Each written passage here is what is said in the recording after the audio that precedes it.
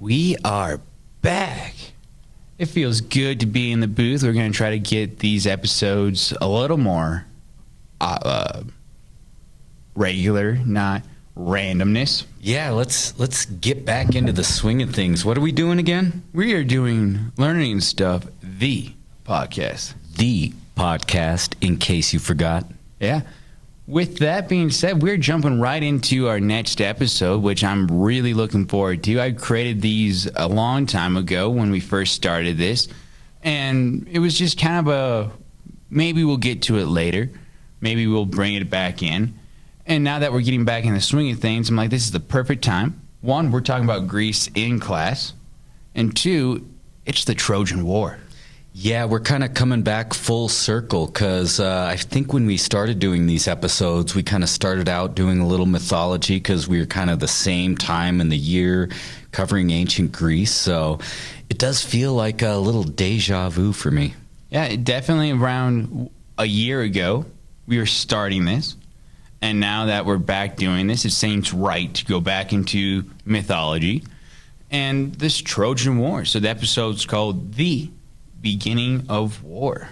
And also, by popular request, I seem to remember a couple random people being like, hey, can you do an episode on the Trojan War? I think that was you and me because we really like the Trojan War.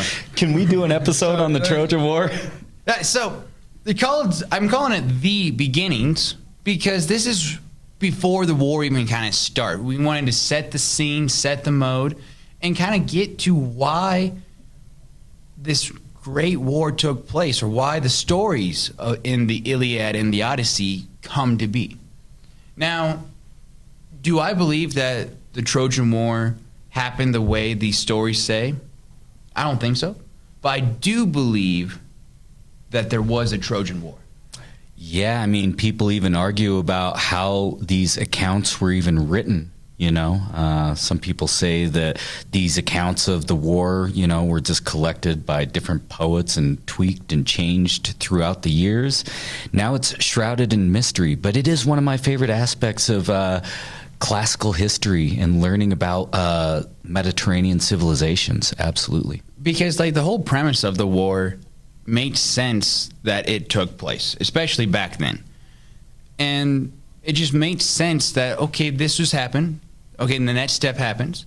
Now the, like, gods, sorcery, fortune tellers, all the other stuff is definitely part of that Greek mythology where I go, maybe not as much. Yeah, Langle doesn't really believe in that stuff. Nope. No lightning bolts, so I think I'm good. We're waiting. All right, so let's go with some background.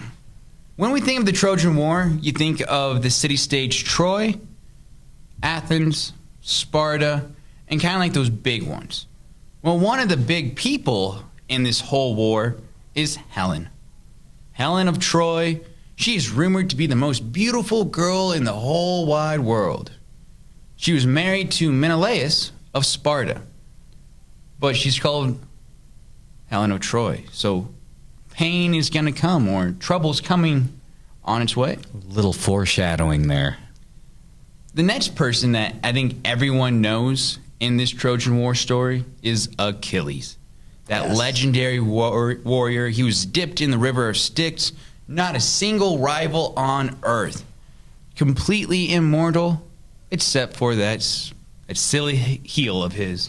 Yeah, kind of a, you know, and what's the odds of getting hit in the heel, you know? I think his mom did the right thing and dipped him by Of all the places, that's a good place to be. I would have maybe, like, you know, dipped him by his head, you know, the hair. Well, the head, everyone goes for the head.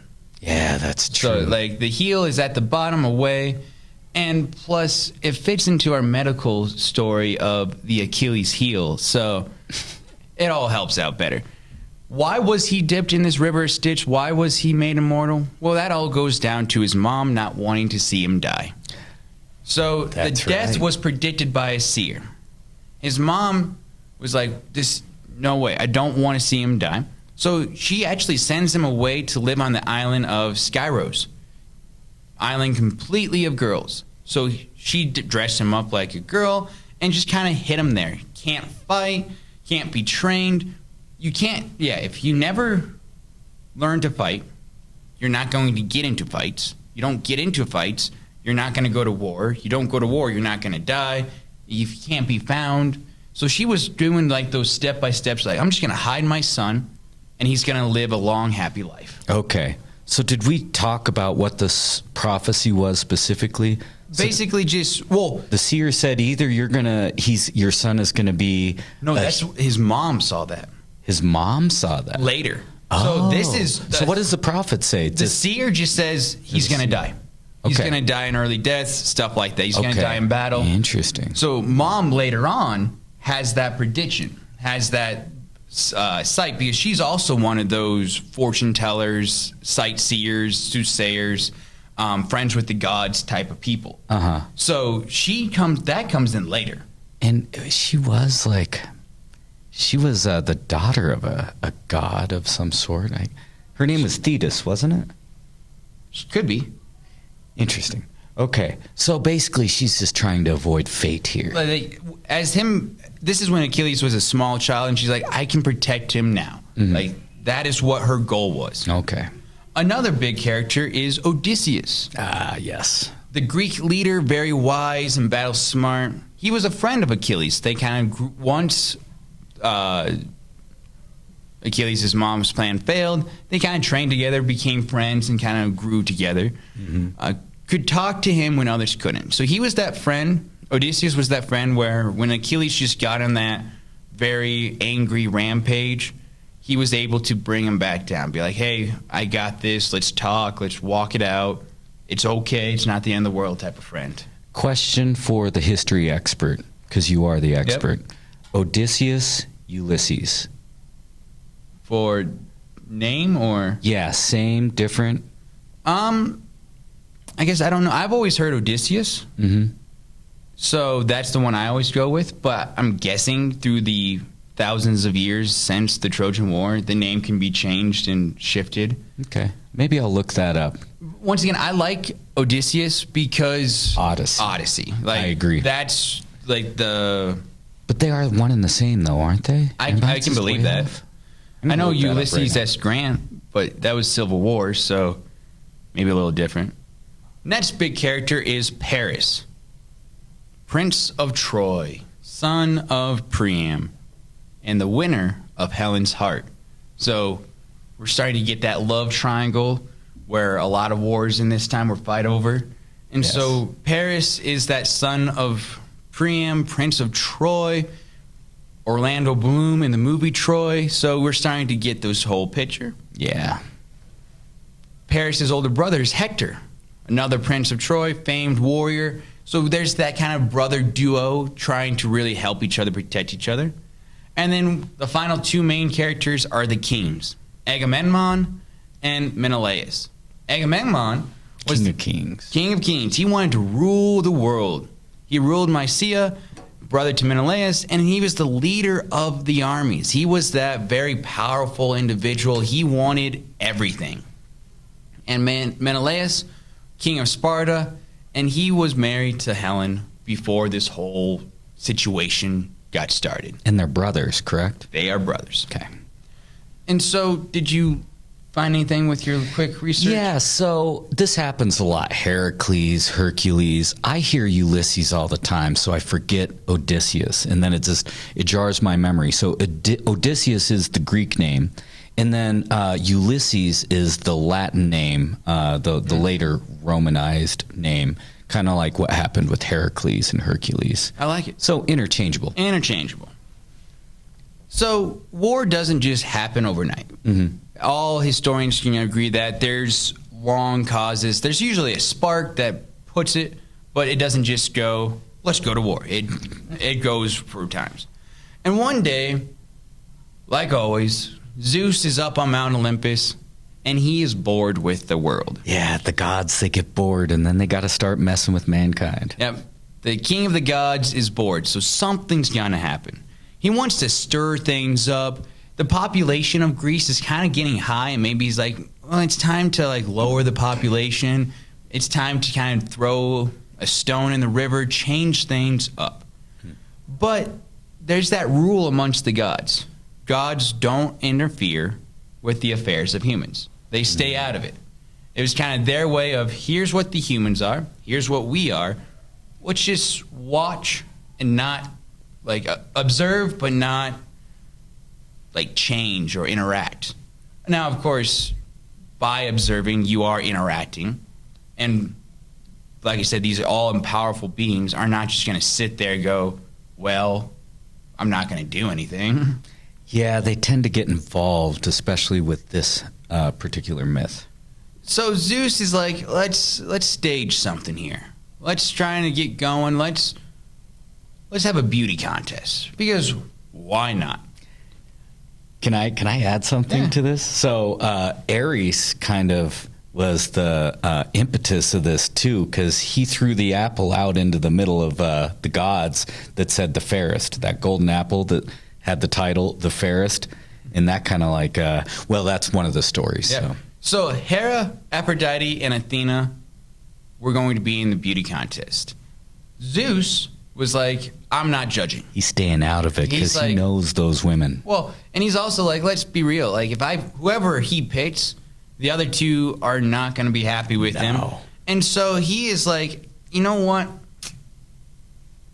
You are all debating due to that apple, due to the other things. Who's the fairest of them all? Who's the best? I'm not going to judge that. So around like 1260 BCE, 1180 BCE, now, of course, their dates are probably really exact, but who knows? He goes to the Paris of Troy, and be like, hey, buddy, you are going to be my judge. You're going to settle this. Who of these three are the most beautiful of the women? Letting a human decide. So Hera, Athena, and Aphrodite are all like, well, bribery never hurts. Mm-hmm. So Hera goes, and she's like, Paris, you pick me, I will make you king of Europe and Asia. Well, their versions of what they called those, but basically king of everything. Yeah, that's like the whole world back then. That sounds pretty good. Yeah. Athena says, I will give you wisdom and skill in war. You will have more skills in war. You'll have more wisdom than any other man. Never lose a war. Never lose a battle. Just basically, you are that top general. And he's almost sold. He's like, all right, that sounds great. Well, yeah, both of those, pretty good. And Aphrodite is like, I will give you the most beautiful girl in the world. She will fall in love with you. You will live happily ever. Well, she didn't say happily ever after, but she's like, you'll have her as your wife. You both will love each other. You will have the opportunity to have that beautiful life you want. And Paris apparently is a romantic because... Oh, yeah. So Aphrodite wins the contest and gives Paris her belt. So the belt of Aphrodite creates desire for the one wearing it. Special powers, this belt. Mm-hmm. Now, before we jump ahead, I kind of want to go with you. Forget Hera, Athena, Aphrodite. Which one would you pick? King of the world, wisdom and skill in war, or the most beautiful girl in the world? Interesting. Geez, I think I would pick Aphrodite as well. You know, I think that we're talking Greek philosophers, and I think it was Plato that said that happiness is the purpose of life. Yep. Plato or Aristotle? Plato. Was it Plato? Yep. And, you know, I've been thinking about that a lot lately. It simplifies things for me. So what better way to be happy than find somebody that you love to maybe start a family with? That is definitely... How about you? A very romantic idea, and not to copy you and not to be too hopeless romantics, but yes, I would pick that as well. We're too hopeless romantics. It's more of, like, I don't want to be king of the world. No. That sounds like a terrible... Like, I don't want to be president of the United States. I don't want to be king of the world. That's too much. I do like wisdom. I like knowing things. I like having those conversations. Mm-hmm. But I really don't care about war. I don't want to be in battle. I don't want to... Yeah, I was thinking that's not for me. It's like, okay, I'd rather not be in any battles, so that doesn't do me any good to win all the battles. Yeah. And so, not like, and the other one, but no, it's like, I'll pick that one too. I like how you said it. I like just kind of my thought process of the other sound cool, but not that cool. And so, just like Paris, we pick the most beautiful girl in the world. and he is sent to Sparta. So Paris' father is sent to Sparta for a diplomatic meeting. Or sorry, Paris is sent by his father, and Hector goes with, to Sparta for a diplomatic meeting. Just kind of like talk, we got to re-up our contracts, we got to re-help each other. Nothing war, no malice, just we got to have a conversation. Yeah, all the Greek city-states were always at war. There are always rivalries, but they always had a lot of business to discuss. So the brothers, the two princes of Troy, are sent to discuss business with Menelaus. Yep. So when they get to Sparta and Menelaus, they're welcomed with open arms, treated very kindly, very well, because like we said, they are in an agreement. They are like, okay, we're good, it's all good. And Menelaus has to leave the city for a while. He's got kingly duties, so he has to leave. And Helen and Paris begin their affair with him being gone. Of course, Paris brought his belt with him. Well, Aphrodite's special belt. Yep. And they fall madly in love. And with Menelaus gone, they're like, we got to run to Troy. Like, Menelaus is not a kind king, so to speak. He is definitely that anger-filled. Agamemnon's even more anger-filled. But Menelaus is that person where if you wrong him, he's definitely going to call the armies. Yeah, and we're learning about the Spartans right now. There's no place for weakness in Sparta. Not so at all. You know Menelaus is just going to be upset, and he's not going to be like, whatever. So as they're returning to Troy, Hector and Paris are arguing. Neither one sees the other points of view. Hector's like, this is the dumbest thing you could have done. Sparta's one of our allies. They are a huge military. They are very powerful. What are you doing? Paris is like, I'm in love. This is what, destined. The gods allow me.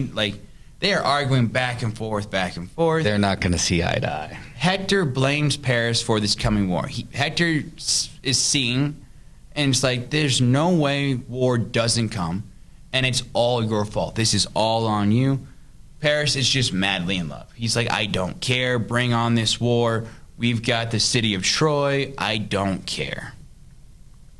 And so Menelaus finally comes back to the city. He's done with his kingly's duty, and there's no wife. Where'd she go? Like Hoyt suggested, he is not happy at all. No. This is a huge insult, and he gathers the kings. He gathers all those people loyal to him, and he's like, we have to attack Troy. We have to show Troy this is not going to go unpunished. He is just in that rage, in that you can't slap me in the face and get away with it type of thing. Yeah, and I think some people are like, oh, well, Menelaus couldn't make his wife happy. It's his own fault. But that was his brother. Oh, his brother thought that too. I mean, others as well. But Agamemnon, this dude who is that angry king of kings, is kind of like, it's not my fault you lost your wife. He's just, this is dumb. No. But Hera and Athena aren't very happy with Paris. Why is that? Oh, yeah, because they aren't the fairest. No, they lost. And so Hera and Athena, who are both very wise, cunning gods, start using their little powers, and they get to Agamemnon. They start making him mad, start making him see Menelaus' point of view, and they're channeling their rage against Paris into Agamemnon. Because they're not interfering, they're not going to war. They're having Agamemnon go to war for them. They're still interfering, but, they're trying to find that loophole. And the goddesses wanted Paris to die a terrible death. They're like, this dude is going to do our bidding. This dude is going to do what we want. Yeah, they're just not going to let it go that Paris chose against him. And this is exactly what Zeus was trying to avoid. Oh, yeah. There's a reason why Zeus is like, hey, random human, you're up. So Menelaus assembles Greece's greatest warriors, greatest army. 1,000 ships sail the Aegean Sea to Troy. Or at least Homer is the one who wrote that. And just picturing 1,000 military ships, warships, warboats, just sailing up the Aegean. Now, the Aegean's probably fairly big because of all the islands and all that stuff in it, but that's going to create a huge spot on that river, or on that sea. That's some traffic, and he can do this because he's the king of kings. He's the most powerful king in all of Greece.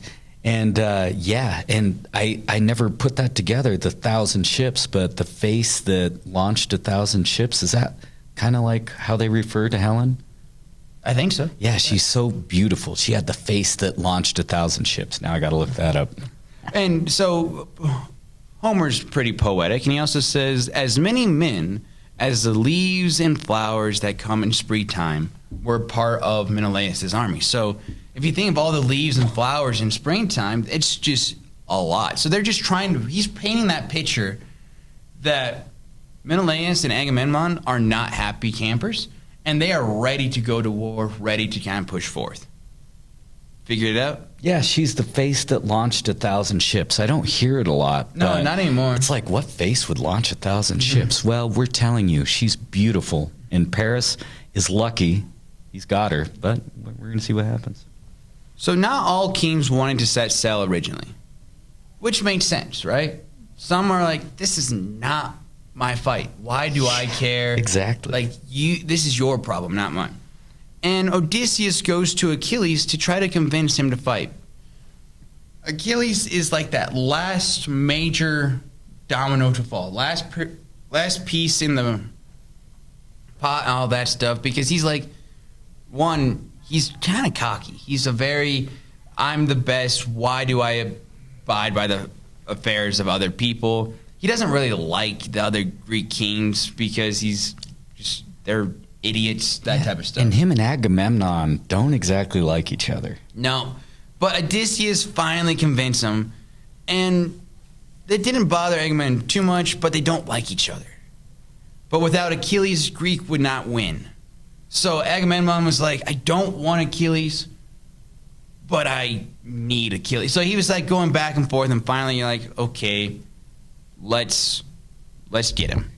And, at this point, he's a legendary fighter already. So that's why everyone's like, okay, we need him. It's going to be good for, morale. And, and at that point, it's like, okay, let's do whatever we can. It's like getting Michael Jordan on the dream team. Yeah, let's get working Achilles. Very hard. So Achilles and Odysseus talk, because Odysseus knows it's going to take some time, and they discuss honor and glory. Two great concepts for the Greeks, and two things that Achilles really listens to and really wants to kind of analyze and see. And so they're talking back and forth, and Achilles is pondering, and he's kind of wandering, and he goes to talk with his mother, Thetis, Thetis, so I'm guessing it's Thetis. Yeah, Thetis. Who was a powerful nymph. So she is that mythical creature, kind of that step above human, so that's kind of where she's looking. And she kind of learns his fate.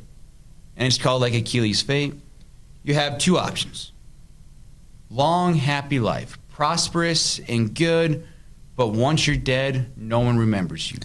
If you don't go to war, if you stay at home, live the quiet life. Long, happy life. Prosperous, good, but once dead, no one remembers you. And Mom's like, yeah, that sounds great. Mom is telling him, like, that's option one. Option two is you have a short, glory-filled life. You're going to do great things, but live a very, very short life. But once you're dead, people will remember you for years and years to come. And at first, Achilles was like, I'll take that long, happy life. He did choose that long, happy life. However, Odysseus started talking, and Achilles' ego started to grow, and he started to be, I want more. Yeah, I think he thought long and hard about, being remembered for the ages. And so he's like, I want glory, it's time to go to war. And this is one of the questions I want to ask you, Hoy, and I'm going to ask all of our listeners at home as well. Achilles' fate, which one are you choosing? A long, prosperous life. That's easy for me. But once you die, you're gone. Or that remembered for all time. Your name will be just in the history books, spoken on podcasts 3,260 years later. Yeah, that's a good question. And I'll give you two answers. 20 years ago, I would take what Achilles took. I would take the glory and the fame and, burn out fast, but, live such an amazing life that people talk about it forever. But now, as I get older, I want that longer, happy life, and I don't care if people remember me past my grandchildren's generation. So my view has changed. So I got to flip it back to you. You're younger. Being which 20 you years younger, I'm choosing the long, happy life. I guess I've always been in that. I would rather have a prosperous life, rather have that good happiness. I've always chosen happiness, I thought. And you're big into family. Family's really important to you. And so, that's the big one for me. And once again, when I'm dead, I don't care what people on earth, what they say about me or think about me.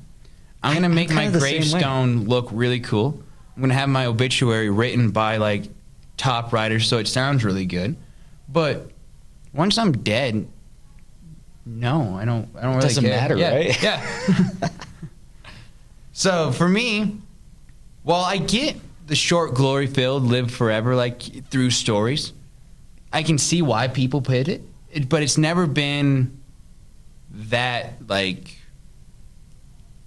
carrot for me to take. I've never wanted to reach for it. It's always been, I can live a long, prosperous life. I like that word prosperous. That sounds good to me. It does. Long, I'm in. And so that's what I'm taking. Good. Excellent decision, I think. Yeah, and like I said, everyone could probably argue for each one. And that's another thing I kind of want to know. The Hera, Aphrodite, Athena, which one of their options are you choosing? King of the world, skill in battle, most beautiful girl. Which one of those three would be top-notch for you choosing? Yeah, I'd like to know that too. So, we haven't done a whole lot of homework lately, but yeah, backed by popular demand, a homework assignment. But what's funny is we agree on a lot of stuff. We disagree too. To have those options. We both agreed on the same one, didn't we? And I'll be curious. I hope somebody responds to this podcast with something else. I'm choosing conquering the world, or I'm choosing never losing a battle. Or I want to live the short, heroic life and be remembered for all time. I just want to see other points of views, and that's why I like history in general. Absolutely. So that is your homework assignment, Achilles' fate. Do you choose the long life, uneventful but prosperous, or the short, eventful life that everybody remembers? And then which of the three goddesses are you going to choose? I don't think you can make a right choice on that. Wrong choice. Well. Because you're going to upset two of them. Either way, you're going to make one happy and upset two. Fair, from that point of view. But, if you look at King of the World, never lose battle. Because you're not picking those three goddesses. You're picking the gift, which fate you want. Yeah. And so, let's see. And I think also another popular demand one is spelling with Language. I've been spelling a lot of Greek words lately, but I don't think you're going with Greece. No, I'm not going with Greek words, and I thought about going with one of these words posted in the room, but Langel's really clever, and he would have figured it out and spelled it correctly. So I got an interesting one to start out with. We haven't done this in a long time, and I know Langel's been practicing, so we'll see how he does. So we are faced with some decisions to make in this episode. Achilles is making decisions. Paris is making decisions. So this is a type of decision. It's called a conundrum. Conundrum or a conundrum? Conundrum. Okay. I do know this word. I have heard it. I don't think I've ever used that big of a word. Conundrum.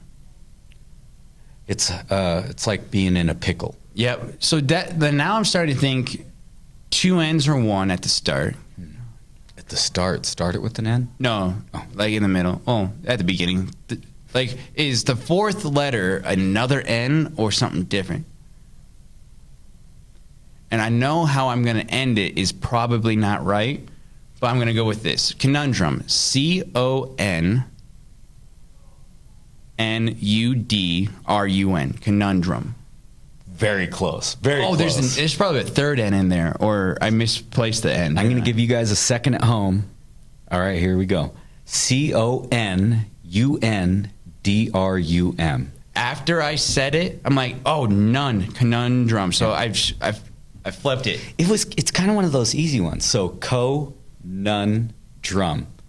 It's like being in a pickle. You got a tough decision to make. We were talking about being in a bit of a conundrum. Now you guys can use that word and impress your parents. Or parents, you can use that word and impress your kids. 0 for 1 in the new year. No, I got a second one. Oh, yes, I wouldn't. All right, let's hear it. We're talking about kings a lot in this episode, and one of the main words I hear to describe a good king is benevolent. Benevolent. So it means like, well-meaning. Yep. So like no, a I know this one benevolent too. king would Benevolent be a well-meaning king. I've always kind of pushed that like a benevolent king, a benevolent dictator is one of the better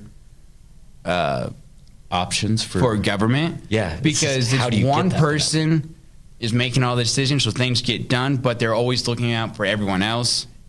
Yep, that's benevolence. Good. So benevolent. BENEVOLENT. Benevolent. He learned from conundrum to sound it out. That happens to be one of those words that actually is spelled how it sounds. Surprise, English language. I know. He got it right. The one word in the English language, if you sound it out. I feel like when he's thinking less, he actually spells better. And I've used that word before. Like benevolent. That one I've definitely written down. But it's definitely between the N and the V, like E, is there another one? Is there 2 N's? So it's just like you can analyze Is there everything. an A in there? Well, I hope you guys enjoyed this episode. It's been a while. We need to get back into the swing of things. I'm sure we'd love to do that. And, Troy, the Trojan horse, the Iliad, the Odyssey. We can't shortchange it and just do one episode, right? So, oh no, we will be here on this for a while. Nice. One, because as we look at it, we haven't even got to war. We just said, hey, we're just this happened. Setting the scene. We're setting the scene. Context is us historians like to call it, right? Oh yeah, historical context. It's all right there. The best part is now that we're kind of getting into the swing of things, we're working, we're doing better, and it's all right there. So next time, we'll actually get into the Trojan War. This one probably went fairly long. Sorry, but it's all good information. So, see you next time. Adios.